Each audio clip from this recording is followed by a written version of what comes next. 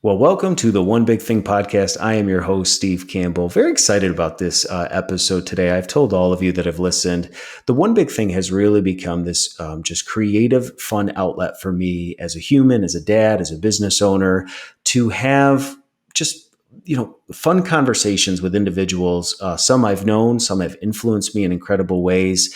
And today's guest has been a quiet influence that this is really going to be the first time that she and I have had a chance to talk. Her name is Shae Bynes. I was first introduced to Shae really through one of the books that I read, Grace Over Grind, years ago as part of the Bible app. As I've told you, the One Big Thing is not by any means a Christian podcast, but faith is the biggest part of my life. So it's very hard for that not to overflow into many of my conversations. And one of the things that I've used almost every day is the Bible app, the U version on my iPhone. And it gives you these devotionals. And I found this devotional called Grace Over Grind, ended up ordering this book on Amazon that really kind of wrecked me in a positive way. And so who would have known years ago that God would have uniquely created a pathway for me to interview some of the people that have influenced me in such incredible ways, and today is no exception. So I want to welcome to the One Big Thing podcast studio, Shae Bynes. Give Shae a few minutes here to introduce herself, and then we'll kind of get more into her story. So Shae, welcome to the One Big Thing. Why don't you fill our listeners in on kind of who you are and what you do? Sure. And thanks for having me. And it was cool to hear that background because I didn't know all of that information. So Yep. that was fun. So I am a child of God. I am a wife of my husband, Phil. We've been together since age 16 It's awesome. and married for 24 years now. Wow. We are the parents to three girls from three different generations. My oldest daughter is 22, my middle daughter is 15, and my youngest daughter is 6. And so we have three very different things going on with the three different generations of children. Let's see. Outside of that, I'm a native Floridian, so I've lived in Florida in some major city at every time of my life. So, pretty much addicted to sunshine and water. Can't blame you Let's there. see. Outside of that, so that's kind of like a little bit about me. And I'm also, I usually say I'm a passionate storyteller. Now I say I'm a transformational storyteller, but I love to tell stories. I love to tell God stories. I love to just tell the goodness because I find that us sharing our stories is usually transformational for other people. And so as far as what I do, so I am a co-founder of Kingdom Driven Entrepreneur, which started in 2012. Wow. And so that focus has been inspiring, teaching, mentoring, advising entrepreneurs who want to do business in partnership with God. Kind of fun story about how I got there. I'm sure we'll talk about that. Outside of that, I'm now the executive advisor for that company. My husband's now the CEO. And so most of my time these days, I get to write, I get to speak, I get to host podcasts, and also I'm a business advisor and strategist. Well, and that's the one thing maybe I think I've loved about your journey is you're not ashamed about living your life on full display for others to see. And if you are unfamiliar with Shae Bynes, whether you are a person of faith or not, I would encourage you. We will have in the show notes for this show her Instagram handles, YouTube channels. Listen, and follow along as a part of our journey. If you are somebody that is just needing a little dose of encouragement in your life, there's probably no better person that you're going to find than Shae, who travels really across the world doing podcasts, writing books, connecting with readers. And so, there's always a backstory as to where we get to where we are. And I was just a consumer that read your words from Grace Over Grind, which I'll put the note in the show notes to go purchase that on Amazon for her, show her some love. It really challenged me after working now in the marketplace for the last 12 years or so.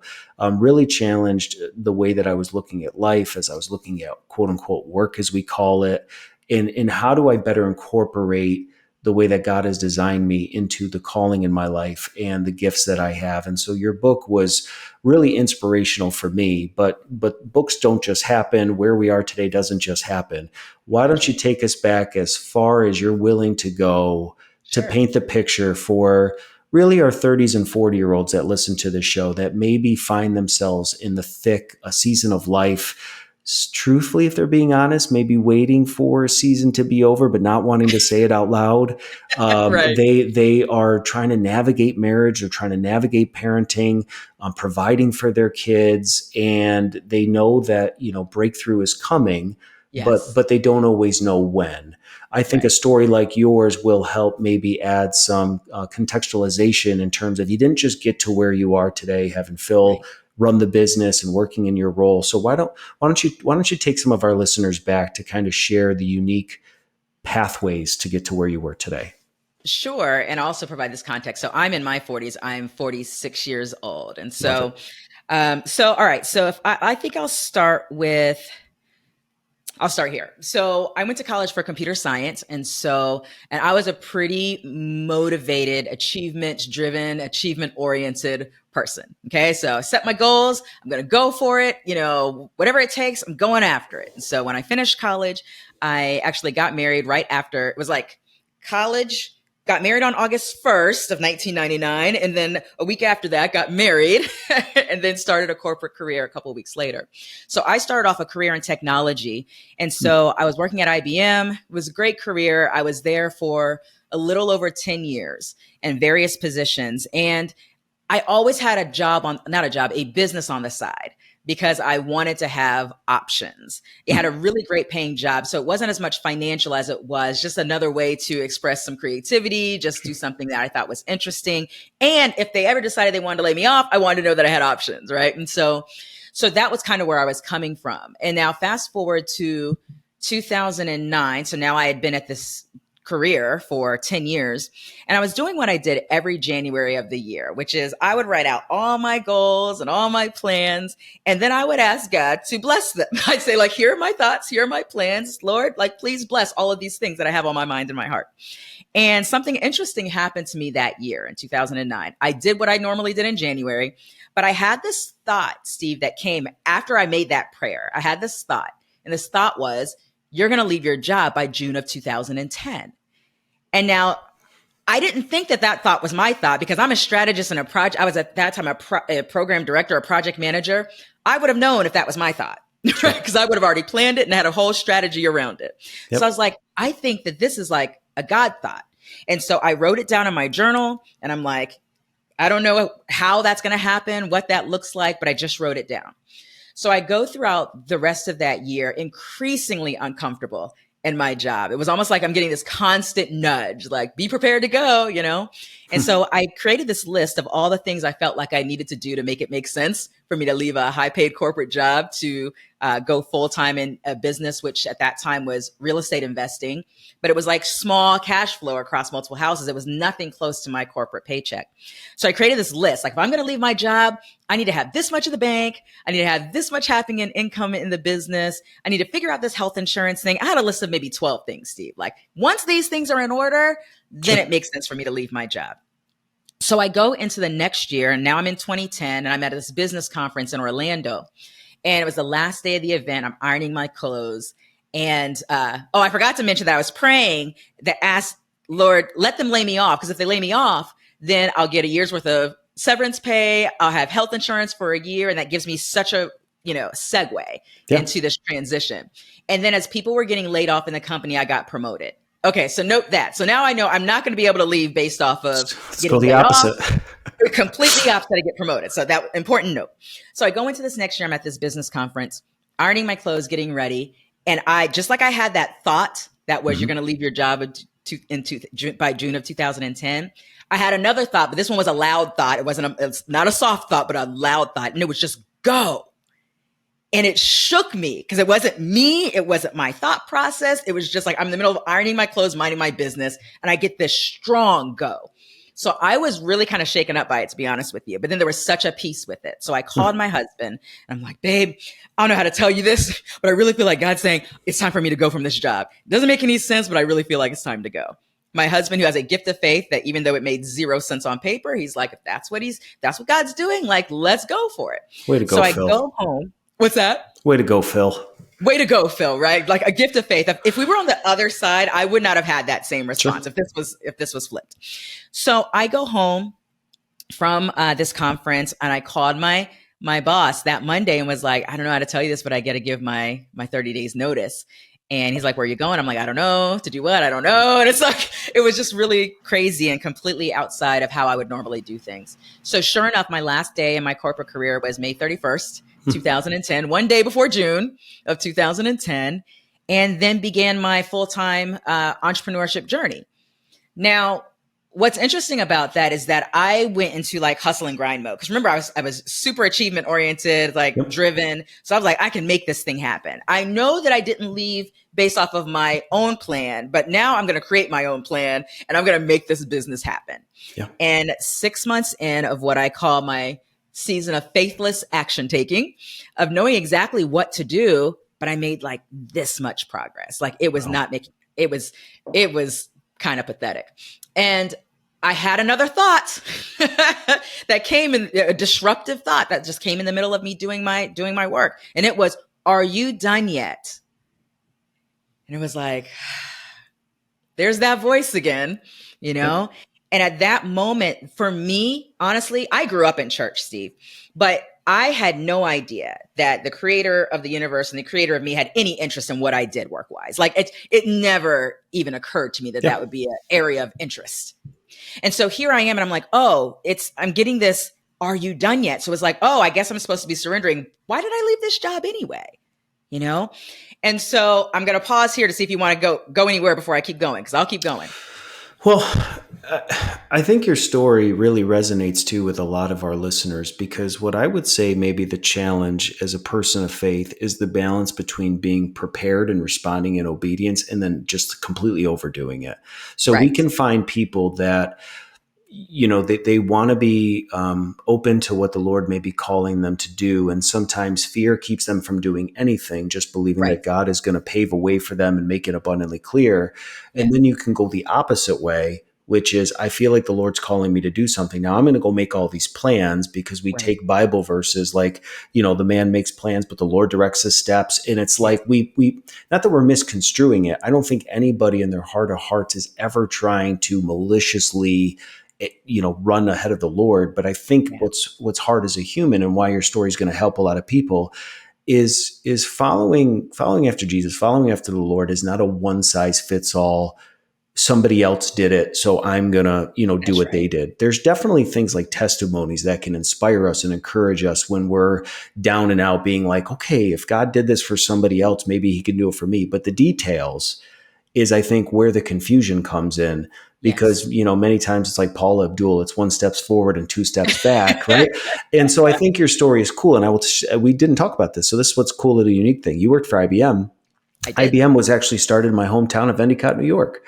And there's a very cool, I grew up in upstate New York, spent 35 years there. So IBM was the epicenter of Endicott, New York. So when you'd mentioned that, but go to Armonk. I would go back and forth to Armonk because of headquarters, and I was in Connecticut at the time. Yeah. Well, I don't want to stop anything else other than just thanking you for being so transparent that, you know, sometimes, again, whether you're a person of faith or not, life can be confusing. There's decisions to be made, especially when you're married and you have a spouse and you can't just make decisions on your own. So just keep walking us through this journey, and we'll just keep diving deeper as we get into it. All right, cool. All right. So I get to that point where I left off with is, are you done yet? And so at that point, I'm like, okay, apparently there's a reason why I was supposed to leave this job.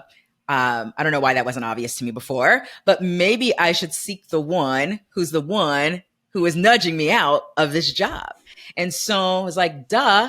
And so that began my actually paying attention and actually really seeking God, and just kind of just seeking and asking questions, inquiring and praying, and just kind of seeing why is it that I left this thriving corporate career at a time that made absolutely no sense on paper, and where am I supposed to go from here?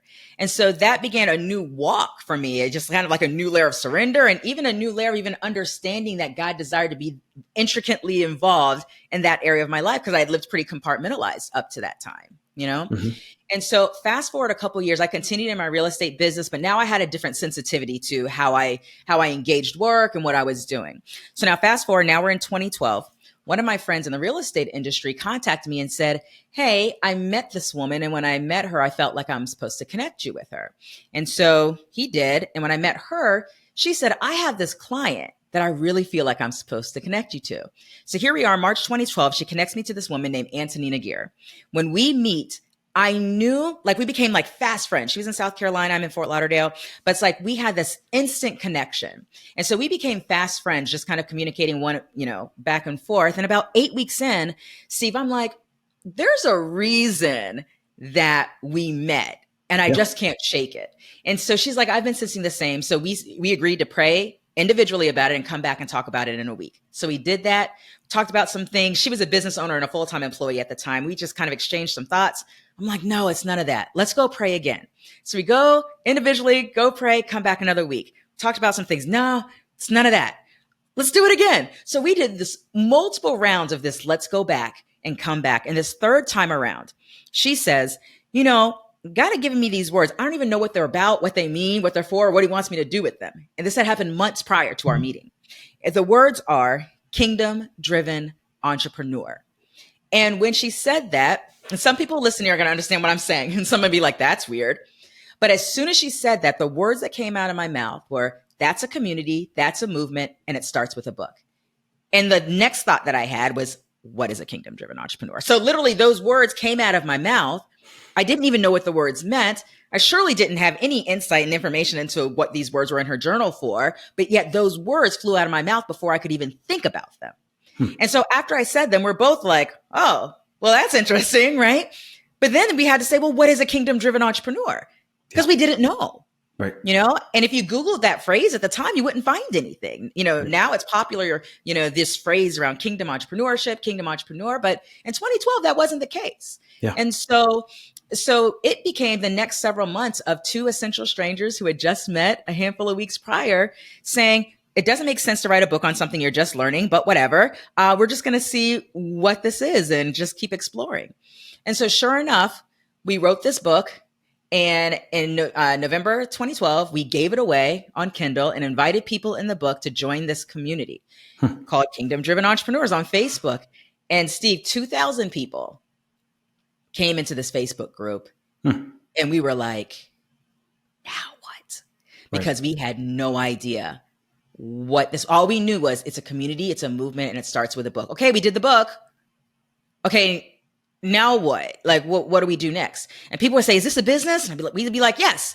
Well, what's your monetization strategy? We don't know. We don't even know why we exist yet. It was the craziest thing. And I love sharing that I was a computer scientist and a software engineer so that people understand that this whole flowing with stuff that doesn't make sense was not my life. Like, I wasn't a go with the flow person. I was a strategist, a project manager who calculated risk and mitigated risk, an engineer who needed everything to an if-then statement, a logic statement, et cetera, et cetera. This is my DNA. But yet I can't resist that. I just know that God is leading in these directions. And it just became like an adventure. It was just like, I don't know what's ahead.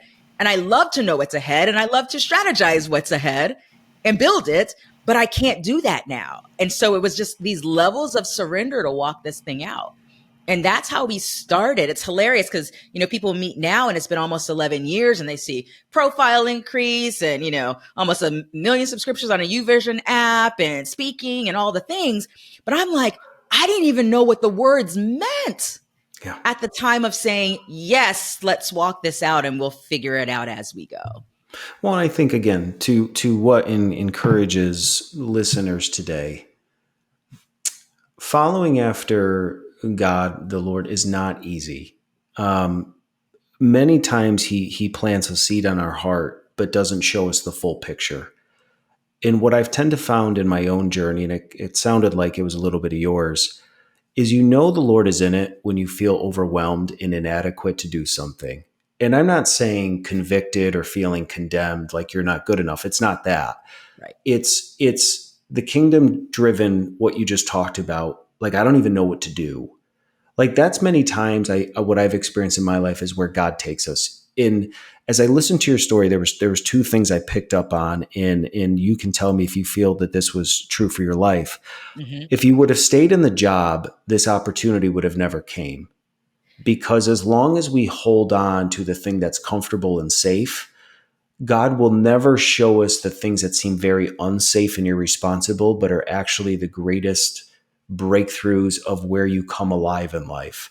And I Yes. feel like there's maybe some listeners out there that have been teetering on what's comfortable, what's safe, what's recognizable versus this call to relocate, this call to change careers, this call to quit your job and be a stay-at-home parent, this Yes. call to go to public school, this call to stay home with your kids. And what's happening is you're trying to make decisions on the end of the fruit without committing to actually stepping forward in faith and wondering, where is God? And Yes. so maybe you're praying prayers that seem empty. Maybe you're not getting answers to prayers, or it seems like you've been in this waiting period. I guess what your story challenges even me to is, but what steps of faith have we actually taken to show God we're in this with you? If we're Yes. still holding on to the thing that makes us feel good, then God can't is not the right answer, because he can do whatever he wants. Right. But he will withhold certain things from us until we're willing to take a radical step of faith. And you'll know you're there. And this is, again, I kind of told you pre-show why I started the one big thing. I went to school to be a school teacher. I got a master's degree in social studies education to teach 7 through 12-year-olds, 12th graders.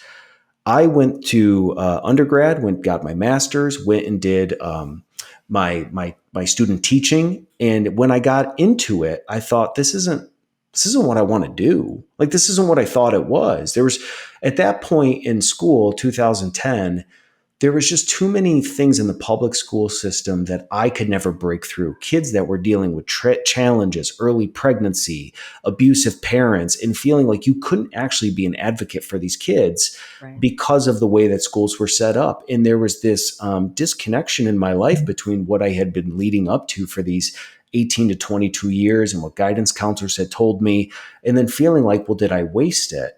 And now here I am 10, 12 years later, owning a business, which I would have never thought I would have done, two businesses, podcasting, which I would have never thought I would have done. Kind of to your point, people are like, what's the monetization strategy? And I'm like, just keep going. I mean, I'm watching YouTubes. I'm drinking out of a Yes. fire hose. I'm seeking information. And sometimes it can feel like, God, where are you in the Yeah. middle of all of this? And he's like, I'm right here. That's right. Because there's certain things that we all have to, when you're raising kids and they're young and they fall, your heart is to always want to go pick them up. But there's also other times that when they fall, you want them to know that they're okay. That's And, right. and that doesn't make you a bad parent. And I feel like sometimes what's hard is we're all expecting for God to make things abundantly clear and to show us the way and to always provide and to always meet our needs, which he will. But it's when it feels like I'm lost, I'm stuck, you haven't given me the next turn, the next page, I don't know what to do with this. You're probably right in the center of where God exactly wants you to be. And what I picked up from your story is sometimes you got to pray again. Sometimes you got to go back to the source. Sometimes Yeah. we're so quick in our culture and our society to take one word, run with it, and create a lifetime's worth of decisions. But Yes. God wants you to go deeper with him all the time and keep coming back to him. And it's not that he's angry at you or that you've missed it, but he wants you to continually draw from the only source that when the job falls apart, when your marriage is on the rocks, when you're as a parent failing, God is the only one that is consistent enough to fulfill the call on your life to meet the needs of the people around you. So I never know where my guests are necessarily going to go in these shows, Yeah. but I want to thank you that it would be very easy for somebody that just Google Shae Bynes, sees what you've done on Amazon, sees over 1 million downloads of Grace Over Grind on the YouVersion app, and goes, well, that's how it's always been for her. I don't even know what I'm doing, and she's always been successful. That's a lie. But why Yeah. we I need to really have didn't even know. why we got to have outlets why we got to have outlets like this for is Yes. to bring this stuff to the surface and say, I'm kind of fixing the airplane while I'm flying it too. I mean, I don't know. We're all in this together. So park on what I said, go with what you said, but just thank you for being so honest about we don't always have all the answers. Yeah. Yeah. And I've learned to find my comfort in the discomfort of not Mm. knowing all the answers, right? So I'm going to tell you about the thing that shifted everything. So this happened about 6 months after starting Kingdom Driven Entrepreneur, which at that time was just this Facebook group where we're just having conversations and sharing what we're learning, and that was it at the time. About 6 months in, I was at church, and our pastor gave this message, and he went over this scripture that I'd heard many, many times before over the years, but the way he said it, it was from a different translation. It was from the Message, which for those who don't know, like the Bible has all these different translations, and this one is one that has very plain language, okay? Mhm. And so these were the words that I heard that actually shifted the whole trajectory of the rest of my life. And the words, and these were the words. This is Matthew chapter 11, verse 28 through 30 in the Message, and this is Jesus speaking, and it says, "Are you tired, worn out, burnt out on religion? Come to me. Get away with me, and you'll recover your life. I'll show you how to take a real rest. Walk with me, work with me, watch how I do it. Learn the unforced rhythms of grace. I won't lay anything heavy or ill fitting on you. Keep company with me, and you will learn to live freely and lightly." So now you can imagine for someone who is really like performance driven, really oriented towards achievement and trying to like make things happen, who is now on this walk where it's like, I'm doing things that don't make sense to me, that I can't, Yep. I can't walk this out without you. But there was so much in hearing those words where it was like, wait, it's walk with me. It's work with me. It's keep company with me. It's I'm not even going to lay burdens on you that don't belong to you. And I was just like, everything about that was like, my whole soul was just like, what is that? My answer is yes to that, but show me that. Like, how do I live and work in that way? Which is absolutely essential because the whole premise around being a kingdom driven entrepreneur was the ability to do it with God. Not I'm Yep. out here doing this for God on a mission, but I'm doing this with God. Going back to what you said, which is not just hearing something once and then developing a whole life plan that you then go off and do on your own, but that co-labor, that partnership, that walking with God. And so that was really hearing those words was such an invitation to me to explore what does that look like in every area of my life? What does it look like to walk with you, work with you, keep company with you, watch how you do it as a wife, as a mom, as a business owner, as a co-leader of this movement with these three words that we're just learning what they mean. What does that look like? And that was the adventure that actually changed everything for me. It's the actual adventure that led to writing Grace Over Grind some years later, and then another 5 years later, writing a 5th anniversary edition of it, because it became like that. That became the message of walking things out with God. Yeah. So that changed everything for me. It really did. Well, and what a cool story, and just bringing that verse. There might be people listening to the show that have never heard a Bible verse before, and to Right. hear that kind of language in a way in which we're forced to take in so much today in culture, that when you hear words like that, it's so different from kind of the message that's force fed to you, that it does something to you. But one thing that you just said, which I think is interesting, it would be so easy to have somebody like you on that definitely speaks to marketplace ministry.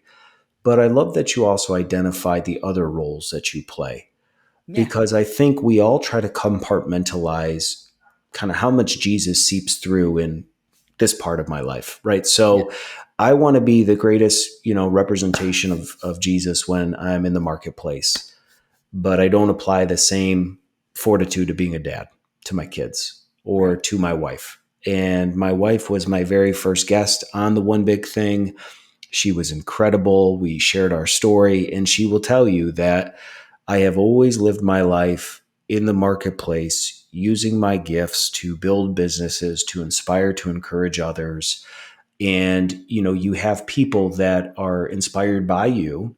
And Right. it's so easy to live in that space and then come home. And the joke that I always said is I got to a point where I realized, man, the world gets Superman all the time. Yeah. And my wife just gets Clark Kent. Yeah, that's good. And you know what I mean? She was like, how come it's so easy for you to encourage other people? How come it's so easy to give your best over here, doing this speaking event, but when you come home, you're just not as engaged. And Yeah. that's hard. But what we've learned in doing these episodes with all of my guests is marriage is such a beautiful relationship that if you will really truly understand that God has given you a partner that yes wants to see the best at you, but truthfully should be challenging you, those parts that you maybe don't want people in the public realizing, it's better to deal with things behind closed doors that may be painful to put your finger on. But if you're being honest, and what I've always told people is, if you have something, whether it's with Phil, whether it's my wife Stephanie, that is said in love but kind of eats at you a little bit, Right. it's good to take those kind of things to prayer. Because Yeah. what I have found in my life is that my wife has totally sharpened those parts of my life that I just maybe was unaware of or wasn't realizing. And so I think the fact that you mentioned as a mom, as a wife, don't let this episode, which is, yes, talking about the marketplace, God has uniquely gifted you that if you will invite him into every aspect of who you are as a person, as a worker, as a parent, as a spouse, as a brother, as a sister, think about all those roles in your life and do an honest deep dive in each one of those areas and just ask the Lord, could I be different? Is there something I'm missing in any one of these roles? And what I have found in my life, and I don't know if this is true for you, when I ask and invite the Lord to see what I'm doing, he'll actually speak. But if Oh I yeah. never if I never bring it up to him, it's not that he doesn't care, but I never invited him. So if you're willing to take that step in boldness and say, are there parts of me as a dad that I'm missing? Be ready for an answer. And it may Yeah. not always be what you want to hear, but I love Right. I love that you had mentioned kind of all these roles that you play. Yeah, I love that. When you were saying that, it reminded me the script that says like "draw near to me, and I draw near to you." Right? It's like Mhm. so that desire to want to know how to grow. It's like He will respond to that. And what I love about that whole with God factor, by the way, is that if we were going to be led by other things like picking up a great book and getting a laundry list of all the things that is necessary to be a good dad or to be a good wife or whatever, God will use it. But if we're so focused in on grabbing the blueprint that someone else wrote or something Yep. like that, then that becomes a grind too. Cause it's like, oh, I need to fix all these things. This, by the way, happens in my health too. Like I take grace over grind in every area. So when it came to health, I wasn't like, I've got to go full in on this 90 days to do X, Y, and Z. And then I've got this whole long checklist of all the things I need to do. It was, what do I have the grace to do now that doesn't create undue pressure and burden that I can do right now and show discipline and consistency in and then grow from, right? So that Hmm. becomes a lifestyle. A lot of times we create these checklists of things and then feel like we have to do all the things because we're all about self-development and self-improvement and trying to improve in all the things. But you can even grind, meaning work excessively hard and do things primarily in your own strength. When I say grind, we can grind it and just trying to improve ourselves. But God's not even looking at all those things and saying, you really need to work on all 10 of these things. When we work with God, then it'll be like, I want you to work on this thing. It won't be 10 things. It might be one or two things. Right. And so that's another way of allowing this to not keep us from putting undue burdens on ourselves that then become very difficult to try to walk out and to maintain and to grow from. Right. So that's why I'm like, that's why with God for me is everything. It Can really we sit is. right there for a minute? You and I Of didn't course. talk about this, but I got a feeling you'll be able to run with me, so I'm not afraid. Yeah. Let's make it super practical because I Yeah. feel like maybe for a lot of our listeners, it's like, well, how do I do that? Right? I will Yep. tell you that with my wife and I, we got 4 kids under 7 years old. We can clean our house for hours. And within moments, these four beautiful blessings can come in and destroy everything. And Yes. it's so easy to want to have a clean home and to want to have order because your order in your house almost flows into your internal world. And Right. if your home feels organized, then your life feels organized. If my life feels organized, then I can talk to Jesus, right? But what Yeah. happens Right. is we are sometimes wanting out of season things to happen in a season that I'm not saying don't try to clean your home. Right. But I think for maybe the person or couple that's out there today that says, I'd love to have grace in the season of my life, Are there any actual like practical activities or things that you have found that can help somebody? And what I mean by that is, and I know you're nodding, so you're understanding what I'm saying, but for the listener, so you understand, when it comes to being a parent and running a household, there's going to be grace for those responsibilities. When it Yes. comes to when you're not with your kids and you can be productive at work, there's grace for that. When you're at the gym, there's grace for that. So it's not that you just have every part of who you are as a person and it's the same format, but I think it's like working within those roles that you have. So from a practical standpoint, what has been maybe those activities or things that have helped you start to Yeah. isolate what is grace and what is grind? Yeah. So one of the first things that I did, so when I told that story about the scripture that changed everything, right? So when it was the first step towards that was, so this is a business context because this was where I was at the time.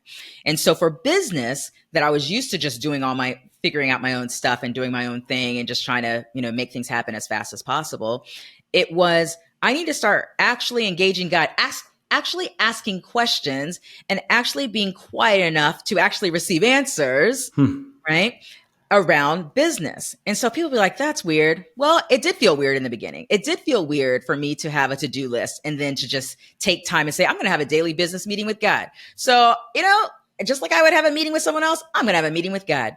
And so I would sit with the Lord about the things that were on my mind. And I'd say, like, these are my thoughts about this, but what are your thoughts about this? I just started asking questions. I'd be asking God, well, what's your heart concerning these people that I'm serving? Like, what's your heart concerning this business and what I'm doing in the first place? Like, I want to know what you have to say or show me about this. And some people hear that and they're like, yeah, but how do you know? Like, you could be nuts. You're asking God questions, you're hearing stuff. And like, how do you even know? Here's the thing. I didn't always know, right? But this is the very nature of faith. So I would, if I got a thought, remember I was explaining before how I would have a thought and I'd be like, that wasn't my thought. Like I know what my thoughts are like. So when I get a disruptive thought, that's not like my thought. I know that wasn't my thought because Yep. I'm a thinker, right? So I would have this process with the Lord where I would say, if this isn't something that seems to be completely outside of the character and the nature of God or anything like that, I'm going to operate in faith as if what I'm hearing or sensing or the thought process, that thought that comes, I'm going to act as if that was God speaking because I also know that God says he speaks. I saw Jesus says, my sheep hear my voice. So I'm going to stand in that truth and I'm going to take small steps towards what I'm sensing and just see what happens. I didn't know 100%. I still don't know. I've been living this life for 12 years. I still don't have 100% most of the time, right? So that's the very nature of faith. But then as I would start to walk those things out, and so from business, that was me in the business role, but also me, this is what was fun because I had a co-founder and we were both doing this individually and then able to come back and hear how God was speaking to us about similar things. So for us individually, we were growing and then us having that confirmation that it's like, oh, wow, this is what I was sensing. And that's what you were sensing, Yeah. right? And if we didn't know things, we would just take the step and see what happened, right? But it began that process of just learning to gain a sensitivity to God's leading.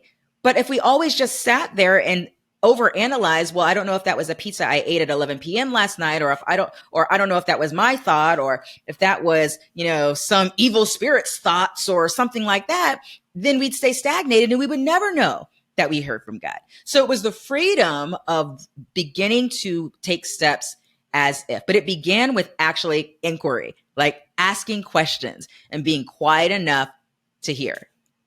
Was there consistency to this approach? Did you do it same time every day, or was it kind In of the just beginning, random? I did because I was cultivating, I was trying to start something new that I'd never done before. Sure. So for me, daily business meeting with God was like, I work Monday through Friday. If I'm working, that's going to be the first thing I do, when I start the day.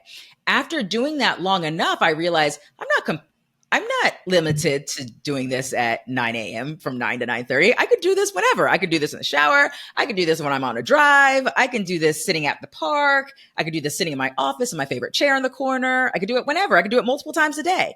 Yep. So I kind of pulled myself out of the box, but it took the ongoing consistent, like if you're wanting to build intimacy, just like a relationship, right? If you want to have intimacy and understanding and grow, it takes time. And so I'm trying to grow in friendship and understanding and even hearing God's voice and responding. So I had to commit time. It wasn't like a religious discipline. It was just me wanting to be committed to growing and understanding and listening and experimenting, with God. And so that's where it started. And I did that for a long time before I took it out of the box. But that was the starting point. I'm going to give you a super practical example as a parent of something that happened, right? So that was me in business. A recent, like last year example as a parent. I had a situation where my middle daughter, who's 15, I was going to pick her up from school. She comes in the car, and I don't want to go into the details of the story because it's her story. But basically, what happened was she came into the car, and there was a question that I need to ask her based off of something that I saw when she came into the car. So I asked the question. She gave me an answer. I was not satisfied with this answer at all. And so I have a decision to make. Now, as inquisitive mom who wants to know all the things, I wanted to go in to ask a whole bunch of questions. Instead, before I did that, when she just got into the car, when I'm just picking her up, I had a moment of pause. And I'm actually having a conversation with Holy Spirit. I'm like, Lord, I asked the question. It was just in my mind. I wasn't talking out loud. Do I ask these questions, or do I be quiet and leave it alone? And it was as clear as day, leave it alone. So instead of now engaging in a conversation that could have ended up being combative or whatever, it was like, okay, I'm going to trust you that I don't have to say this now. And now later I was like, okay, so now do I talk about it? But in that moment, it was like, okay, this isn't the way to do this right now. So I'm just going to be like, I trust you, Lord. I'm going to not do that. And we're just going to walk this out. And eventually it wasn't even a thing. We had a conversation and it was all fine. But in that moment, I could have really kind of come off as like I'm attacking her and her sensitive personality, who knows like what that would have created. That wouldn't have been my intent, but I just have another level of energy around me, than she does. And so being sensitive to even how to engage my kids at the time that I want to do things based off of my personality or how I want to do them, but wanting to be sensitive to how he's created them, And so as a parent, that's why I have to parent with God with all my kids individually, because they're three extraordinarily different kids. Our third daughter has autism and it's a whole nother life with her. There's very few lessons, if any, that I can take from parenting my oldest daughter at 22 that has anything to do with this one at 15.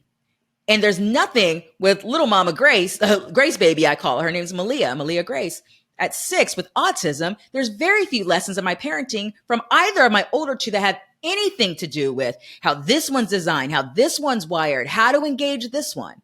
And so that's why it's like, there's no like blueprint from a book of walking this thing out. I've got to walk this thing out with God. So those are just like practical examples of how it's looked like as a business owner, as a mom. Same thing with a wife. There's been many times where Lord's like, yeah, not that conversation, not right now.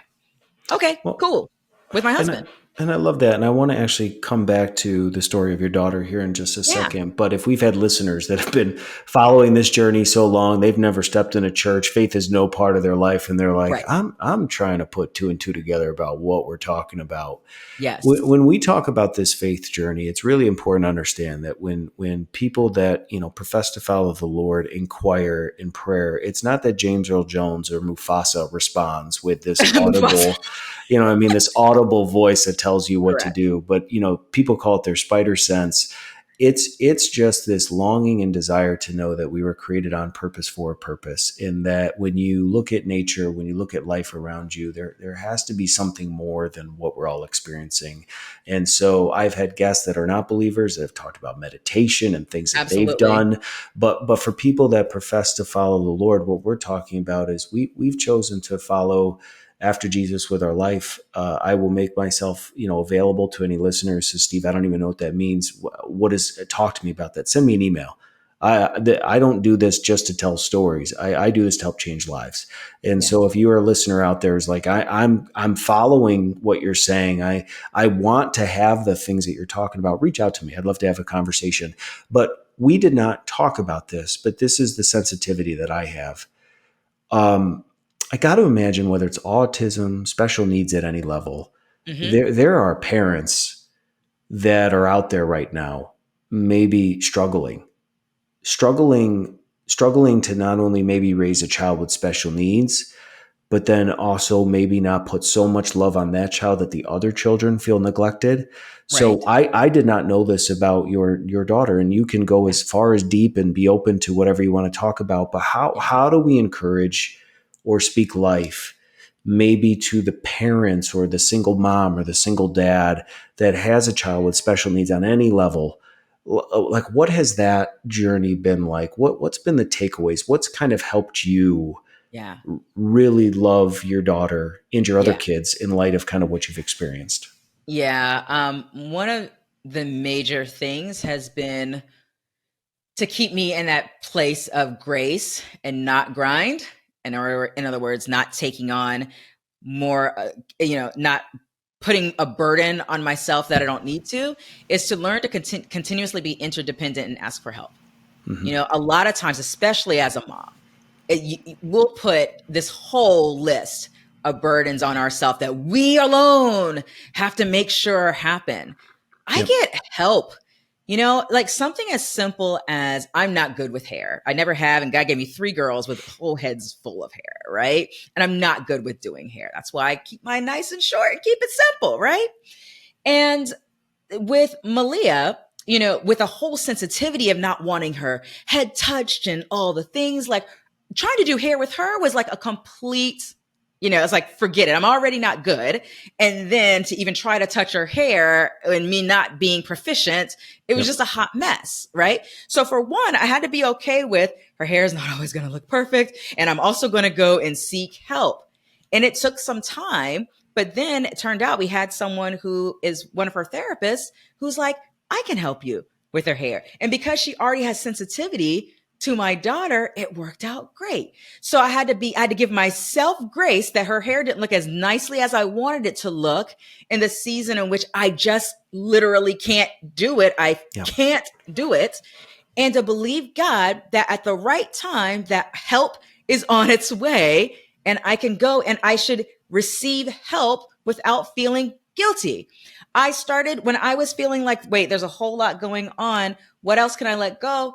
Hey, Hello Fresh and other food things where all I had to do is figure out what things I wanted to eat and then have boxes shipped to the house that we still have to cook them. But simple things like that, the help of a service, other moms will be like, oh my gosh, no, because I have to if someone's a working mom, I've got to work and then plan the great meal and fix the great meal and then get all the things all by myself with all the kids. Like, no, you actually don't. So for me, embracing the fact that I'm not good at everything and Yep. I also can't handle everything. My husband's a wonderful partner. My husband cooks. My husband does laundry. So we're a wonderful partner. And like just as parents, we definitely take full things on as partners. Yep. But even still, with me not carrying on all the load across all the house and kids things, it's still too much for me, especially exacerbated by the fact that we have a daughter with autism. So for me, getting help, being willing to receive help, being willing to ask for help, being willing to invest in help when we need to. And we're in that stage now where it's like, okay, because you're working on this thing, and you want to invest in this help, being willing to do that has definitely been part of the journey. And it's helped a lot to maintain sanity, to be able to walk things out with joy, even in the Yep. midst of frustration. And then the last thing I'll add is, and I'll say this, I'm saying this as a mom, but I would think that this is appropriate for dads as well, is that you have to be willing to also not consider it selfish that you need space for yourself, Sure. right? So if you're not caring for needs that you have for yourself to be able to serve in these best capacities, then you're actually crippling yourself and your ability to serve and to be able to do it with joy, even in Yep. the midst of when things are complicated. So for me, those have been keys. So my little escapes where I'm sitting in a parking lot for 45 minutes, with a cup of coffee, whatever, is life-giving for Yeah. me, right? And Yeah. it's like, it's all good. And now I can come back in the house and do the things and listen. Remember, 3 different generations of kids, right? So it's like, to do all the things, we can do that. You have some older kids, they have their own things, but you got to pay attention to their needs at their generation and their time and not ignore those things, right? Different dynamics. Some people have, 4 kids under 7. And for me, I have 3 different generations, but there's still they all need mom in a different way at this time in their life. Yeah. So a couple thoughts as you spoke. There's almost like a mini phrase that there's a difference between I won't, which is you won't acknowledge that there's an issue, there's a need. I won't. There's I can't, right? I can't do the hair. And then there's just the I don't know. I don't know how, right? In kind of working your way through emotionally those 3 levels. I think many of us, when we're faced with a challenge, raising children, marriage is tough, work issues, cultural issues, political, whatever it is, Right. there's this feeling of like, I won't go there. I won't do it, because it keeps us in a safe space, but we're actually then neglecting the stewardship of what God's called us to do. Right. Then there's the like, I can't, right? And that's kind of maybe step one out from I won't, which is like, I can't, right? That's good. Acknowledge that. But then Yeah. there's just like the real honest, like I can't because I don't know how. And I Yes. think that we try to champion people that can figure it out, self-love, self-care, self-determination, but at the detriment to what? And I Right. think what I picked up from your story and what I want to encourage believers with is Dr. Tony Evans has really been just an amazing voice in my life. His sermons, and one that he really talked about, which really challenged me, was just God's provision. And I Yes. think when you are raising, 3 kids, one with autism, and you're acknowledging that I can't always get to time to make dinner, right? There are things like HelloFresh today. And you can sit on the couch and believe with all your heart, Jehovah Jireh, and proclaim scripture that God would provide. And that's real. But then there's also just like real world things in which God can provide through that we Absolutely. sometimes like neglect because it didn't show up as an angel delivering food to you at nighttime. And like we joke, but like that's It's real. sometimes how we beat ourselves up. Like That's real. I'm believing God to provide all of my needs. And you had a friend stop by and say, what do you need help with? And you go, we're all set. Okay. Right. So you kind of just like push one provision away. That's right. I have no time to make food. You get a piece of the mail that talks about HelloFresh discount to start. And you're like, it's not for us. Okay. There's kind of two. And I'm not subjecting it to that, but I feel Yeah. like if we're not careful, God doesn't always, and especially if you're young in this journey, you're intrigued by this conversation and you don't even know what we're talking about. As we said, it's not going to be Mufasa, but it might be a song on the radio at the right time with the right words. And it might not even be a Christian song. Right. I mean, it could be some down earth country song that just like speaks to you. And then you see a billboard, and then you see a skyline, and then you have a word from a stranger, and then and it's just all these little things that you start to have a sense of, I'm not alone. And Yeah. like, Being why is pursued. all of this happening? So your story encourages even me. I've never, dealt with a child with autism, but acknowledging, I think, what you did, which, to anybody that knows, you might say, if anybody could figure out, of course, Shae could. But I think this is what I love about this platform is it gives people the ability to maybe speak about things that they don't always have a space to speak about that could encourage one person. And Right. if it encourages one person, that can lead to real life transformation. And that's the whole point of what you just said, which Yeah. is we need to be able to acknowledge when we just don't know how to do something, be willing to ask for help, not just, take help, but then also too, I would challenge the person that maybe wants to help, be very mindful of the words that you use with a friend that is going through a difficult time, because it's very easy and it's very culturally appropriate to say, if you ever need me, I'm there for you. But what if you get the friend that's just so desperate at the end that they said, great, I need you to do XYZ, and I didn't really mean it. You know what I mean? Like, I don't Right. have time. So Right. it's not just you as the receiver wanting help, but it's also, let's be the kind of people that when we say we're going to do things, let's make sure we carry through. Because what if you had the Shae Bynes who's trying to navigate life with her daughter finally raises her hand and says, you know what, I'm willing to receive help. A friend says, I'm willing to be here whenever. And you say, great, can you come over tonight? And it's no, I can't. What if that is actually going to be the thing that pushes you back as an individual because you were bold enough? And so again, I love the show because I never know where we're going to go. We didn't Yeah. even plan to talk about this kind of stuff, but it's going to help a lot of people. Well, as you were, I don't know how we're doing on time here, but as you We're were good. sharing, you good? Okay. So when you were talking about that example of just like the practical thing that you do, as opposed to just like, well, I sent the prayer up and you're kind of expecting it to happen in some kind of ethereal Yep. kind of way or whatever. And it's like, no, there's a practical step that you can take. I was thinking about this story, and I think I've only shared this once on a podcast. There was a season where, because the work we were doing, Kingdom Driven Entrepreneur, there's been many seasons. There was a 3-year season, 2.5, 3-year season that was very challenging financially in our family. Doing the work that we were doing, it wasn't a high enough revenue at the time that we were able to bring home. That it was a tough 2.5 years. But in those 2.5 years, I never regretted any of those because I saw God move as provision in so many ways. Like I learned for real when God says I'm provision. I learned what that meant in those 3 years. But I remember this one particular time. So remember I told you we were real estate investors. And so we had these properties and having those properties, which we intended to keep for the long haul. We didn't intend for those to be like, oh, we can sell this house. And, during this season when this business isn't making any money, that wasn't the intent. It was to have a long-term investment, right? And so we had these properties and we found ourselves in these seasons where we're like, oh, we're going to sell a house. We're going to sell a house. We were down to one last house. And I was like, I did not want to sell this house. If we sell this house, now we're not even real estate investors anymore.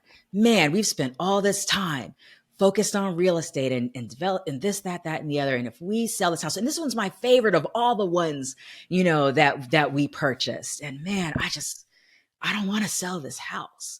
And I remember we had this season for a short period of time where we were living with, to save money. We were just kind of like Phil's brother, my husband's brother, was like, oh, this would be cool. Like we could save money. You guys could save money. And so we lived together for a little less than a year. And towards the end of that year, our long-term tenant in that one house that we had left had said, hey, I'm going to be moving out. So for me, by the way, I'm more introverted than extroverted. So for me, it was like, oh, okay. So here's a space, like maybe we'll go move into our rental house temporarily while we figure out, the next place we're going to move. And so that's what we did because we need to clean up the house anyway and all of those things. Now, I had no intention of selling it. I was not interested in selling it. I'm like, God is going to provide. God's going to provide that next place that we're going to go into, all of these things. And I remember I had been fighting this. I was like railing with God about him being provider in this circumstance and this time right now. And, these thoughts that I tell you where I have that disruptive thought, I had this thought and it was like, you are standing in my provision. I was standing in the middle of the living room, like railing. You are standing in my provision. So you're sitting here asking me for provision. You're literally standing in it.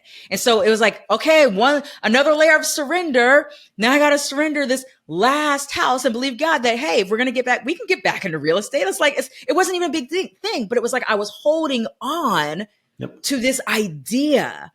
And God's like, I saw ahead. You're standing in the provision that you literally need right now. Yeah. And you're not looking at it as provision. You're looking at it as this is a loss from my previous, what we've been building. And I'm saying, I'm Jehovah Jireh. I go ahead and I make provision and I'm provision myself. And you're standing in it. And that was very humbling, because I had to realize, okay, like, do I operate in the things that, like, sometimes you have these moments when you are walking things out as a mentor, as a teacher, as an author, and you have these moments of like those come to Jesus moments where it's like, another opportunity to upgrade that I actually walk what I say. Yeah. And I had one of those moments sitting in that living room when I was so against the idea of selling that because I had my desire, my plan, because I really wanted us to still be real estate investors. And he's like, you can be a real estate investor in 2 seconds. Like, what are you talking about? You're standing in provision that I made available for you. I just felt like that might help somebody. Yeah, no, I love it because what I have found is usually the areas of my life that I ask it to reveal more of himself in those things. Yeah. Honor. Read a book by John Bevere about honor. Yes. Just about honoring people. What does that look like? God, show me what that looks like. And like, Right. boom, boom, boom, boom, boom, relationship after relationship. Just things were like going awry real fast everywhere. And Yeah. you're like, what is going on? And you get angry, you get frustrated, you get like, what is this? And then God's like, are you gonna honor the situation? And you're like, Right. oh, okay. Oh, it's one of You're those. like, remember Okay. when you prayed for patience? But I think that that's, and if we're all being honest, it's like, what is provision? Provision, I think many times is how we used to treat those old spam emails that said your uncle was the king of Nigeria and you're going to inherit $10 million. We can believe that provision from God, honestly, is like, I'm in a place where things are tight. So provision means that a truck is going to show up today and back up a whole bunch of cash because that's provision. And it's like, Right. where did that come from? Like, Yeah. God actually talked about feeding Elijah with ravens. Like, where did we get this idea in 2023 that provision was money? Right. And Provision to is chat, provision. you and I could go into an entire another podcast, but for the sake of our Facts. listeners to let them go, there is so much to be shared about misdiagnosing what God is based off of the perception of what we want him to be. And it's Listen, that many was a times whole word. That was a whole word. it's many times that's where the breakdown in this experience of following Jesus isn't what I thought. Yes. And that's Yes. where I would say more people are disappointed. So there's people that won't step into a church. They don't want to chase after religion Right. because what they have been told of following after the Lord is versus the actual experience. There is a disconnect that Yes. we many times don't teach people how to navigate through individually, yet corporately as a body. And so there's a lot of people that are getting beat up every single day, emotionally, spiritually, and Yeah. thinking, I can't trust Jesus anymore. And it's not that you can't, but it's the how to's and the Yes. practical ways Yeah. that is really where breakthrough is going to happen in segments. So your word, Yeah. I think, is going to help people understand that none of us have this whole thing figured out. Many No. times, the things that we pray and ask God for is going to show up packaged in a way that we never would have thought. And if we're not careful, we can misdiagnose God's actual work in our lives because it didn't come the way that we thought or even the words that we spoke. But I would say that as I listen to you, one of the things that's really helped me personally, I don't usually get into a lot of kind of my stuff on these shows because it's about my guests. But when I have missed it, when I have failed as a dad, when I had something in business that didn't go right, go back to the Lord afterwards Yes. and spend time with Him. Yes. And if you missed it, acknowledge it. That happens. But man, you let off on your kids. Yeah, you felt ugly afterwards. But like, what did you do with it? Did you just Right. like, oh, that would, let's hope they never see that again? Or did you go get quiet time with the Lord? Maybe not right then after, because you still got life demands. You got to put them to bed. But later on at night, even the next morning over a cup of coffee, recall what happened and just be humble enough to say, Lord, what did I miss? And what you'll realize, and in my life personally, is he'll reveal things to me about, you let the thing from work follow you home. Yes. And when your kids asked you for XYZ, the manifestation of that frustration was let out on a 3-year old. Right.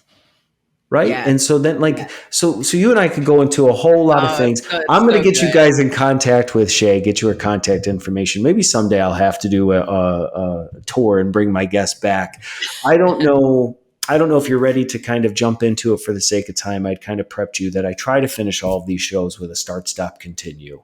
Oh, Um, okay. Yes. Yes. I recall that. Yes. so what we try to do in this segment, which again, if you're like, I don't know, I've never written an Amazon bestseller, I've never been in Shae's shoes, there's probably going to be some things in this segment that she's going to share, which has become a popular segment. So if you're new to the one big thing, at the end of every episode, I challenge my guests to come up with one thing that you'd love to start doing, one thing that you want to be honest about you need to stop doing, and then let's champion each other. What's one thing you want to continue doing in this season of life? So if you're ready, you can just get I'm ready. into which, just acknowledge what it is and you can share right away.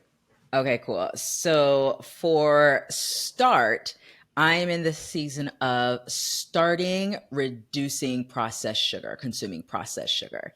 Love that. Yep. So I'm in the process, and I didn't go cold turkey because that would be grind for me. So Yeah, Grace she had a is Reese cup right reduced before this recording, so just kidding. process. Such a nut. So that's a start. A stop would be to stop overthinking. So I spent over a decade in audio as my long form content focus, and also writing. I love to write books. I love doing audio, but recently the Lord's been talking to me a lot about a shift to video. And so for me, I have to stop overthinking some of the things that surround, you know, really making this shift into long form in video as an even short term, and trying to communicate in short term video clips. I've been overthinking a lot in the area of video. And so I need to stop overthinking that. And then for continue, when I think about one of my most favorite things to do in life, which is to tell transformational stories that impact others' lives, I would say I want to absolutely continue. I want to continue to do that for the rest of my life. Yeah, I told love God, if that. you keep giving me awesome God stories to tell, I will keep telling them for the rest of my life. That was my prayer many years ago, and it still is my Well, prayer. and that's what I love about this start, stop, continue. If you've been jiving for this hour with us, you might think start, stop, continue is going to be this overly spiritual. I need to continue to pray more. I need to start like, no, dude, we're humans. I need to stop having sugar because Right. when I have sugar, I don't feel good. And when I don't feel good, it's harder for me to draw closer to the Lord because in my time with Him, I feel bad about myself. When I feel bad about myself because of the stuff that I ate, it's harder for me to be intimate with the Lord. So we got to stop over spiritualizing everything too and just be honest that for us, it might be I want to stop eating past a certain time. I want to fast. I want to stop consuming sugars because those things are affecting the spiritual aspect of my life, whether I realize it or not. So what's been so cool about these start, stop, continues is I don't know what anybody's going to say, Right, but right. the outcome will be exactly what a listener needs to hear, Yes, absolutely. which is what I Absolutely. love. So, Shae, I want to thank you for taking a chance, truthfully, for coming on the show. I know you didn't really necessarily know what to expect. Hopefully, it's been a life giving experience for you. We will put your contact information in the show notes, access to your books on Amazon, ways to get in touch. But I just want to say thank you as a host of the show for being honest and transparent about every facet of your life, from the backstory to about your daughters to just even where you are today. So thanks for being on the One Big Thing podcast. Absolutely. Thanks for having me, Steve.